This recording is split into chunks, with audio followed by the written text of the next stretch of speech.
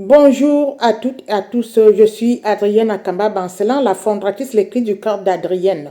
Ce message s'adresse au président de la République et son équipe qui ont assisté au sommet mondial le 20 novembre 1989 à New York, qui stipule la prise en charge de la petite enfance. On vous a remis un document officiel qui comporte 54 articles pour la protection de la petite enfance. Il y a de cela 36 ans, les infrastructures scolaires ne sont pas assez développé. Vous étiez à ce sommet.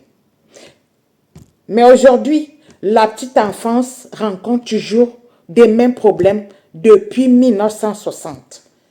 Après l'indépendance, on comporte 54 articles pour la protection de la petite enfance. Il est stipulé que nul enfant ne ferait l'objet d'immixtion arbitraire dans sa vie privée, sa famille, ni la correspondance scolaire, ni d'atteinte légale à son honneur, à sa réputation. L'enfant a droit à la protection de la loi contre de telles immixations ou de telles atteintes. J'attends la convocation du président de la République. Je ne viendrai jamais par le biais de quelqu'un d'autre. Parce que quand on regarde les images, il n'y a que son nom, il n'y a que sa photo. Donc, je ne viendrai jamais par le biais de quelqu'un d'autre.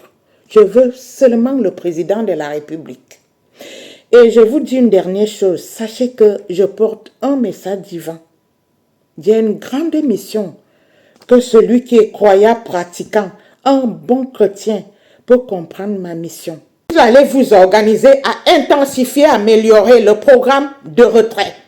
Tous les enfants mineurs et les enfants qui sont devenus commerçants dans les marchés, vous devez tous les envoyer à l'école.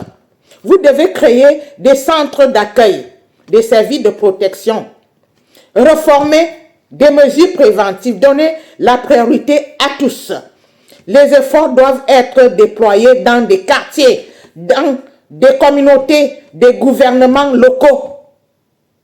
À partir des chroniques que je publie depuis le mois de janvier 2025, parce que j'en ai plein, hein. Il y a des chroniques, hein. J'en ai des centaines qui aident aussi d'autres pays. Donc, je suis presque dans tous les pays d'Afrique, Afrique francophone, Afrique anglophone. Ces pays apprécient aussi mes chroniques parce qu'il y a toujours la souffrance institutionnelle quelque part. Donc, le gouvernement et son équipe seront dans l'obligation de respecter les principes prioritaires proclamés par la Convention internationale du 20 novembre 1989 aux États-Unis. Les États signataires à la présente convention, considérant que, conformément aux principes proclamés dans la Charte des Nations Unies, la reconnaissance de la dignité inhérente et tous les membres de la famille humaine, ainsi que l'égalité et le caractère inaliénable de leurs droits, sont prévus par le fondement de la liberté, la justice sociale, l'accompagnement, l'éducation, la dénomination liée à l'apprentissage, l'autonomie éducative, la pleine citoyenneté, l'intégration émergente, la prévention, les maladies, la gratuité, sans coût, la valorisation, le volontariat. L'ONU avait réuni 197 pays en 1989, il y a de cela 36 ans, interpellant aux chefs d'État de développer les infrastructures scolaires dans leur propre pays. Cette convention constitue le premier instrument international juridiquement contraignant dédié exclusivement à la protection de la petite enfance.